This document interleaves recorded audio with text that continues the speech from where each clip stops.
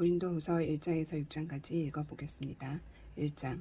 나 바울은 하나님께서 친히 계획하신 특별한 임무를 띠고 메시아이신 예수에게서 보내심을 받았습니다. 나는 고린도에 있는 하나님의 교회와 아가야의 모든 믿는 이들에게 편지를 씁니다. 우리 아버지와 주 예수 그리스도께서 주시는 온갖 선물과 은혜가 여러분의 것이 되기를 바랍니다. 여러분이 알고 신뢰하는 디모데도 나와 함께 문안합니다. 우리를 건지시는 하나님, 우리 주님이며 메시아이신 예수의 하나님 아버지께 모든 찬양을 드립니다. 모든 자비를 베풀어 주시는 아버지, 모든 위로의 하나님, 그분은 우리가 힘든 시기를 겪을 때 우리 곁에 오시는 분입니다. 또한 그분은 우리가 알아차리기도 전에 힘든 시기를 겪고 있는 다른 사람 곁으로 우리를 데려가셔서 그분께서 우리를 위로해 주셨듯이 우리도 그 사람을 위로하도록 힘주시는 분입니다. 우리가 메시아를 따르다 보면 힘겨운 시기를 많이 겪게 마련이지만 그분께서 주시는 치유와 위로의 복된 시기에 비하면 그 시기는 아무것도 아닙니다. 우리 역시 그러한 위로를 넘치게 받고 있습니다. 우리가 예수를 위해 고난을 겪는 것은 여러분의 치유와 구원을 위한 것입니다. 우리가 잘 대접받고 도움의 손길과 격려의 말을 받는 것도 여러분의 유익을 위한 것입니다. 그것은 여러분을 격려하여 움츠려들지 않고 앞만 보고 나아가도록 하려는 것입니다. 여러분의 힘든 시기는 우리의 힘든 시기이기도 합니다. 여러분이 복된 시기를 누릴 때와 마찬가지로 힘겨운 시기를 견뎌내는 모습을 보면서 우리는 여러분이 잘 해낼 것을 조금도 의심하지 않습니다. 친구 여러분, 아시아에서 우리에게 이 모든 일이 닥쳤을 때 얼마나 힘겨운 시기였는지 여러분이 알아주면 좋겠습니다. 그 시기는 우리가 헤쳐나가리라고 생각지도 못할 만큼 극심했습니다. 그 시기가 계속되는 동안 우리는 사형수가 된 것 같았고 모든 것이 끝난 줄 알았습니다. 그러나 나중에 안 일이지만 그 일은 무엇보다도 좋은 결과를 가져다 주었습니다. 왜냐하면 우리는 우리 자신의 힘이나 지식의 의지에 거기에서 벗어나려 하지 않고 하나님을 전적으로 신뢰할 수밖에 없었기 때문입니다. 그것은 틀린 생각이 아니었습니다. 그분께서는 죽은 자들을 다시 살리시는 하나님이시니까요. 그분께서는 그렇게 해주셨습니다. 피할 수 없는 죽음에서 우리를 건져주셨습니다. 하나님께서는 또다시 그렇게 해주실 것입니다. 우리가 구원을 필요로 할 때면 언제든지 우리를 건져주실 것입니다. 여러분과 여러분의 기도는 그 구조 작업의 일부입니다. 나는 여러분이 그 점에 관해서도 알고 있기를 바랍니다. 나는 우리를 건져주신 하나님께 찬양을 올려드리는 여러분의 얼굴을 지금도 볼 수 있습니다. 여러분의 기도가 우리를 구하는데 그토록 결정적인 역할을 한 것입니다. 최악의 상황이 지나간 지금 우리는 양심과 신앙을 더럽히지 않고 이 상황에서 벗어나게 될 것을 전할 수 있게 되어 무척 기쁩니다. 또한 다시 세상을 대할 수 있게 되어 기쁘기 그지 없습니다. 더 중요한 것은 우리가 고개를 들고 떳떳하게 여러분을 대할 수 있게 되었다는 것입니다. 그러나 그것은 우리의 대단한 능력으로 된 것이 아닙니다. 하나님께서 우리가 무엇에도 굽히지 않고 그분께만 초점을 맞추게 해 주셨기에 가능한 일이었습니다. 이 편지에서 행간을 읽으려 하거나 숨은 의도를 찾으려고 하지 마십시오. 우리는 여러분이 이미 세세한 부분을 본 것 같이 전체 그림도 알아보기를 바라면서 이해하기 쉽고 꾸밈없는 진리를 쓰고 있습니다. 우리 주 예수 앞에 함께 서게 될 때 여러분이 우리의 자랑거리이듯이 우리도 여러분의 자랑거리가 되기를 바랍니다. 처음에 나는 여러분의 환대를 확신했기에 여러분을 2차례 방문하기로 계획했습니다. 마게도니아로 가는 도중에 여러분에게 들렸다가 돌아오는 길에 다시 들를 작정이었습니다. 그러면 나는 여러분의 환송을 받고 유대로 떠나갈 수 있었을 테니까요. 원래 계획은 그랬습니다. 그러나 일이 계획대로 되지 않았습니다. 그래서 여러분은 내가 약속을 쉽게 뒤집는다고 생각하며 비난하는 것입니까? 여러분은 내가 한 입으로 두 말을 하면서 어떤 때는 쉽게 이해하고 다른 때는 쉽게 아니요 한다고 생각하십니까? 그렇다면 여러분이 틀린 것입니다. 하나님께서 자신의 말씀에 신실하듯이 나도 나의 말에 신실하려고 애쓰는 사람입니다. 우리가 여러분에게 전한 말씀은 경솔하게 이해하고 말했다가 가차없이 아니요 하고 취소할 수 있는 말이 아닙니다. 어찌 그럴 수 있겠습니까? 실라와 디모데와 내가 여러분에게 하나님의 아들을 선포했을 때 여러분은 그것을 예도 되고 아니요도 되는 일관성 없는 모호한 것으로 이해했습니까? 우리가 선포한 것은 순수하고 확고한 예가 아니었습니까?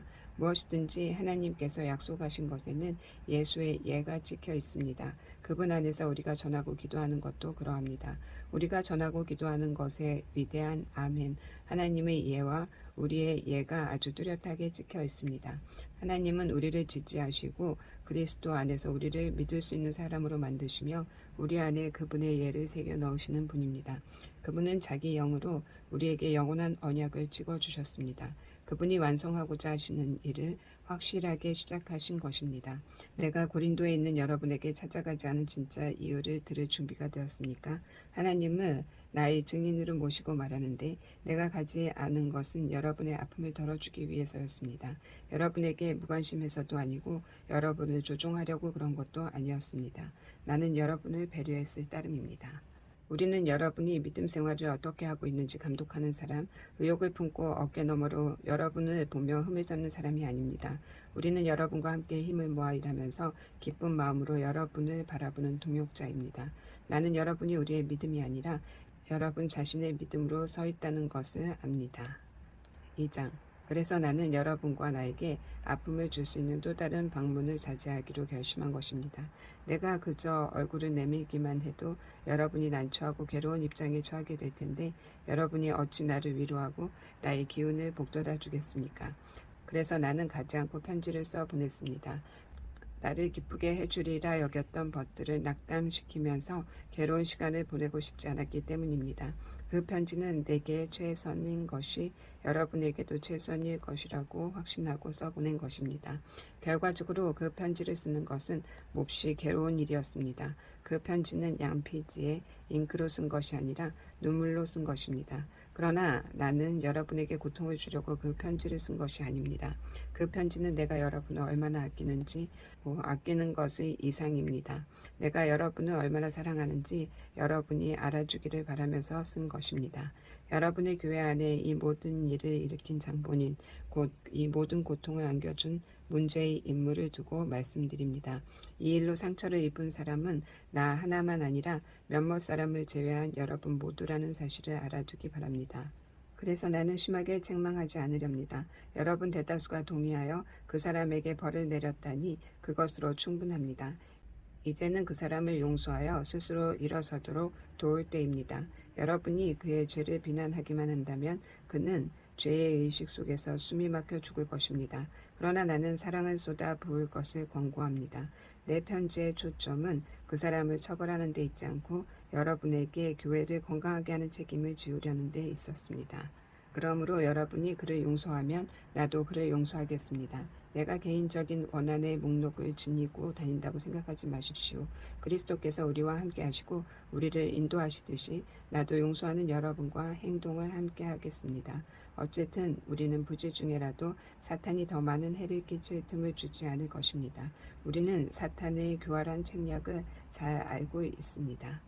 그리스도의 향기.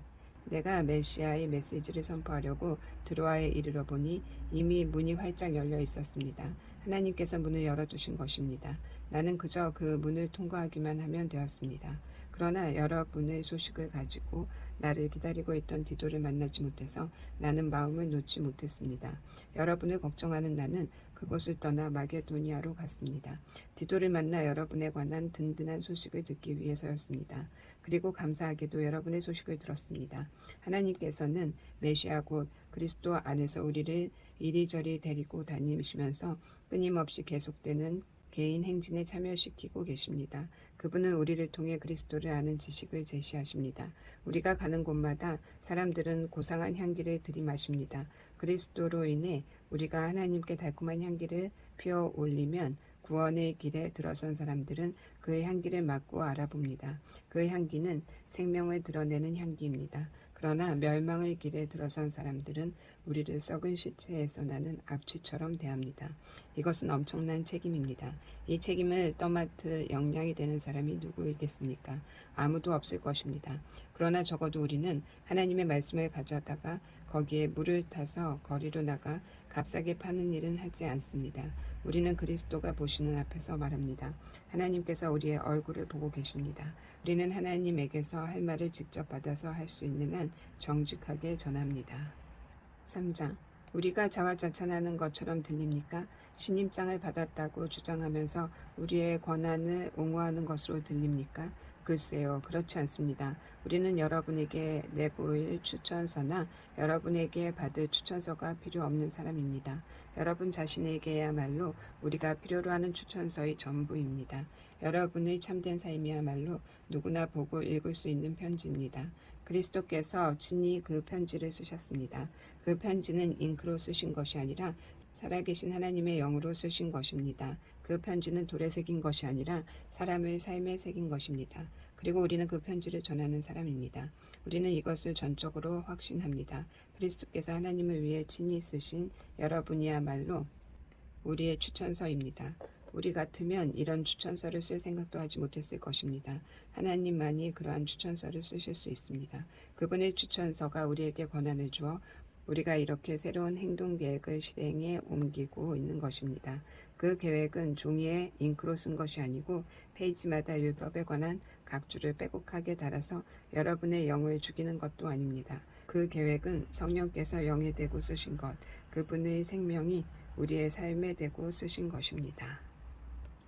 성령에 의한 의의 통치, 죽음의 통치, 돌판에 새긴 죽음의 헌법인 율법은 멋지게 시작했습니다. 모세가 율법을 새긴 그 돌판을 전달할 때 곧 사라지기는 했지만 그의 얼굴은 대낮같이 빛났습니다. 이스라엘 백성은 태양을 응시할 수 없는 것처럼 그의 얼굴을 똑바로 쳐다보지 못했습니다. 그렇다면 살아계신 영의 통치는 얼마나 더 눈부시겠습니까? 율법에 의해 이루어진 정죄의 통치가 인상적이었다면 성령에 의해 이루어지는 의의 통치는 얼마나 더 인상적이겠습니까? 옛 통치가 눈부셨다고 하지만 그것은 새 통치와 나란히 서면 완전히 희미해 보일 것입니다. 잠시 있다가 사라지고 말 제도가 깊은 인상을 주었다면 영원토록 다스릴 이 밝게 빛나는 통치는 얼마나 더한 인상을 주겠습니까? 우리를 감격스럽게 하는 그 소망이 있기에 그 어떤 것도 우리에게 방해가 되지 않습니다. 모세와 달리 우리는 숨길 것이 전혀 없습니다. 모든 것이 우리와 함께 환히 드러나 있습니다. 모세는 자기의 얼굴에 나타난 영광이 사라져가는 것을 이스라엘 자손이 알아채지 못하게 하려고 수건을 썼습니다. 그래서 그들은 알아채지 못했습니다. 그들은 그때에도 알아채지 못했지만 지금도 알아채지 못하고 있습니다.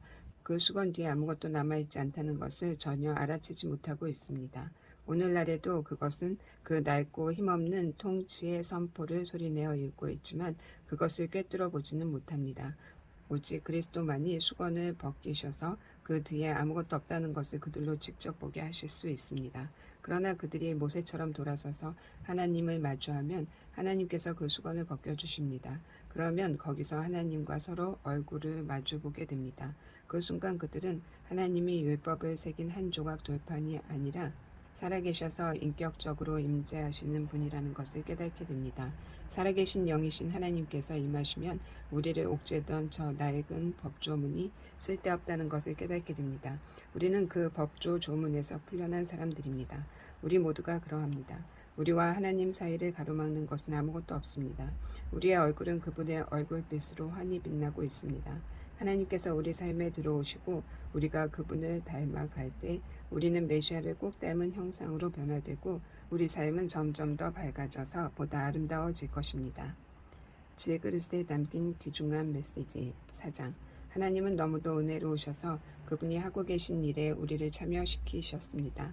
그러니 이따금 힘겨운 시간을 만나더라도 우리는 단념하거나 우리 일을 포기할 마음이 없습니다. 우리는 가면을 쓰고 속이는 것을 하지 않습니다. 술수를 쓰거나 배후에서 조작하는 일도 하지 않습니다. 우리는 하나님의 말씀을 마음대로 왜곡하지도 않습니다. 오히려 우리가 행동하고 말하는 모든 것을 사람들 앞에 훤히 드러내고 진리를 모두 공개하여 원하는 사람은 누구든지 보고 하나님 앞에서 스스로 판단할 수 있게 합니다. 우리의 메시지가 누군가의 눈에 보이지 않는다면 그것은 우리가 감추고 있어서가 아니라 그들이 잘못된 곳을 보거나 잘못된 길을 가면서 메시지에 주의를 기울이지 않기 때문입니다. 그들이 온통 관심을 갖는 것은 유행하는 어둠의 신뿐입니다. 그들은 자신들이 원하는 것을 그 신이 줄 수 있다고 생각합니다. 그들은 자신들이 보지 못하는 진리이신 분을 믿으려 하지 않습니다.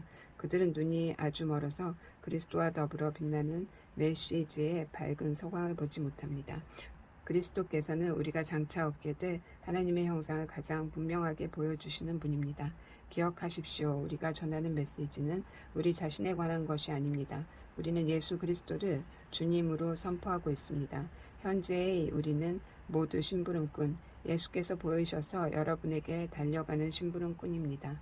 이 일은 하나님께서 어둠을 밝혀라 하고 말씀하실 때부터 시작된 것입니다. 우리가 온통 밝고 아름다우신 그리스도의 얼굴에서 하나님을 보고 깨닫는 순간 우리 삶은 빛으로 차올랐습니다.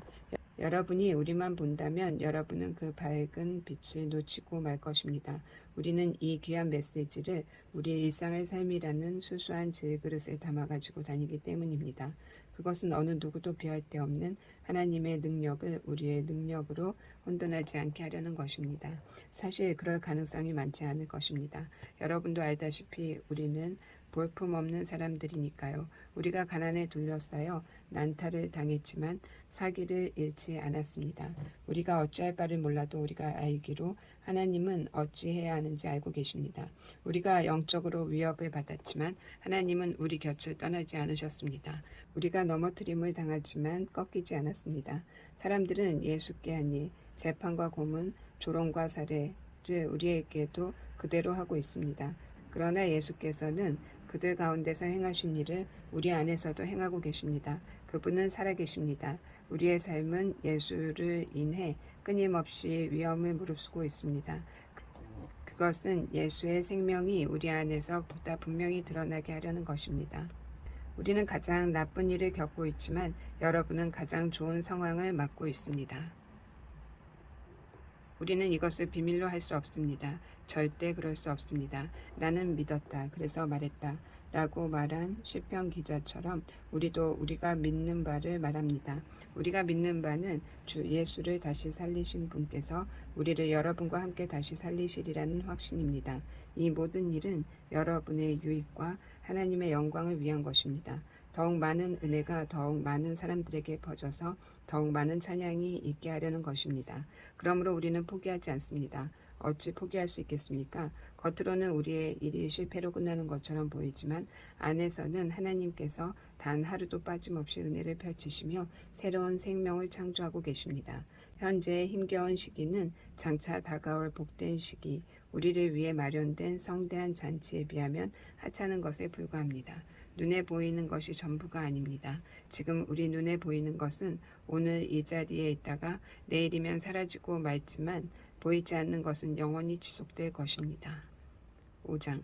예컨대 우리의 몸이 장막처럼 무너져 내리면 하늘에 계신 부활의 몸, 사람의 손으로 지은 몸이 아니라 하나님께서 지으신 몸이 대신하리라는 것을 우리는 압니다. 그때가 되면 우리는 우리의 장막을 다시 이전하지 않아도 될 것입니다. 이따금 우리는 장막을 이전하고 싶어 견딜 수 없을 때가 있습니다. 그럴 때면 우리는 좌절하여 울부짖기도 합니다. 장차 다가올 삶에 비하면 현재 삶의 조건은 가구하나 빛이 되어 있지 않은 오두막에 잠시 체류하는 것처럼 보입니다. 우리는 그런 삶에 지쳐 있습니다. 그 이유는 우리가 참된 것, 우리의 참된 집, 우리의 부활한 몸을 어렴풋하게나마 보았기 때문입니다. 하나님의 영은 우리의 식욕을 돋우셔서 장차 다가올 것을 맛보게 하십니다. 그분은 우리 마음속에 천국을 조금 넣어두셔서 우리가 천국보다 못한 것에 만족하는 일이 없게 하십니다. 우리는 그 천국을 기대함으로 아주 힘차게 살아갑니다. 여러분은 우리가 고개를 떨어뜨리거나 꾸물거리는 모습을 볼 수 없을 것입니다. 현재의 답답한 상황도 우리를 넘어뜨릴 수 없습니다. 그것은 장차 다가올 풍성한 삶의 조건을 상기시킬 뿐입니다.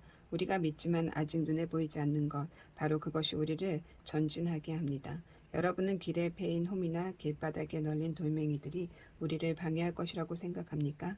때가 되면 우리는 나그네 삶을 끝내고 본향으로 돌아갈 채비를 갖추게 될 것입니다. 그러나 나그네 삶이나 본향으로 돌아가는 것이 핵심은 아닙니다.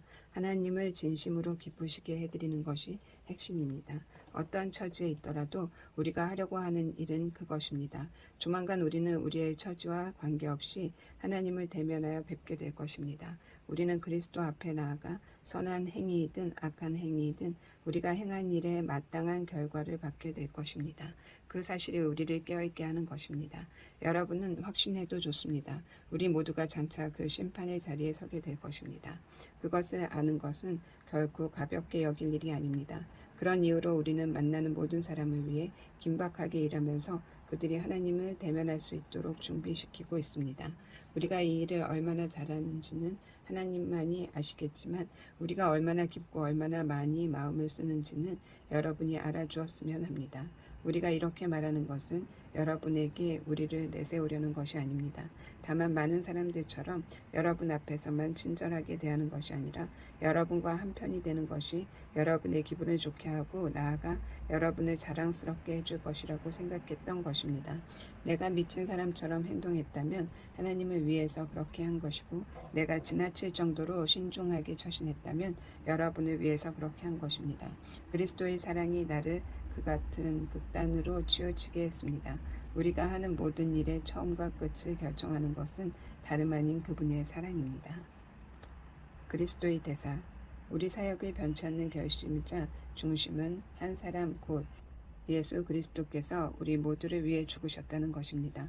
그 사실이 모든 사람으로 하여금 한 배를 타게 합니다. 그분은 모든 사람으로 하여금 그분의 죽음에 들어가게 하셔서 그들로 그분의 생명과 부활과 삶과 자기 마음대로 살았던 삶보다 훨씬 나은 삶에 들어가게 하셨습니다.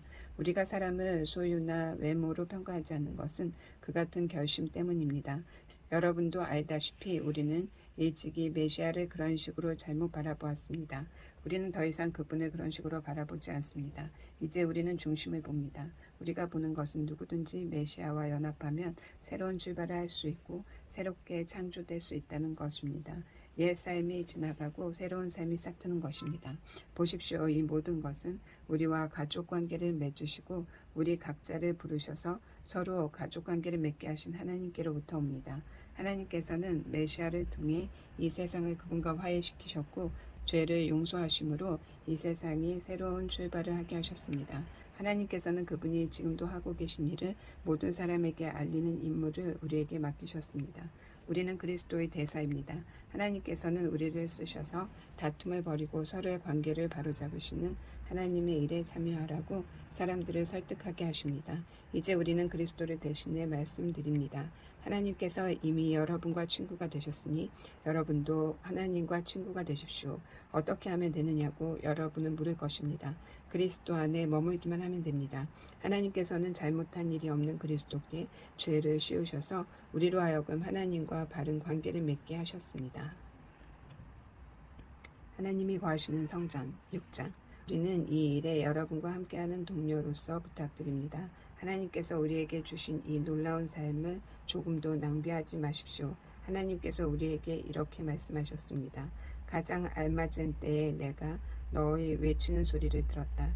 내가 나를 필요로 하던 그날에 내가 너를 도우려고 거기에 있었다. 지금이야말로 하나님께서 들으시는 때요 그분께로부터 도움을 받을 날입니다. 그러니 미루지 마십시오. 여러분은 우리가 하는 모든 일에 의문을 던지다가 때를 놓쳐 하나님의 일을 그르친 일이 없게 하십시오. 우리가 하나님의 종이 되어 하는 일은 세세한 부분에 이르기까지 정당함을 인정받습니다. 우리가 힘겨운 시기와 역경과 공경 속에서도 정신을 바짝 차리고 흔들림 없이 우리의 자리를 지키고 있는지 사람들이 지키고 있습니다. 우리는 매를 맞고 투옥되고 습격을 받으면서도 열심히 일하고 늦게까지 일하고 식사도 거른 채 일합니다. 깨끗한 마음과 맑은 정신과 착실한 손으로 일합니다. 우리는 온유함과 거룩함과 정직한 사랑으로 일합니다. 우리가 진리를 말할 때에도 하나님께서 자기의 능력을 보이실 때에도 그러합니다. 우리는 최선을 다해 사태를 바로잡을 때도 칭찬을 받거나 비난을 받거나 비방을 받거나 존경을 받을 때도 그러합니다. 우리는 의심을 받을 때도 있지만 우리의 말에 정직합니다. 세상이 우리를 무시하지만 하나님께서는 우리를 인정해 주십니다. 죽었다는 소문이 돌기도 했지만 우리는 멋지게 살아 있습니다. 우리는 거의 죽을 정도로 맞았지만 죽지 않았습니다.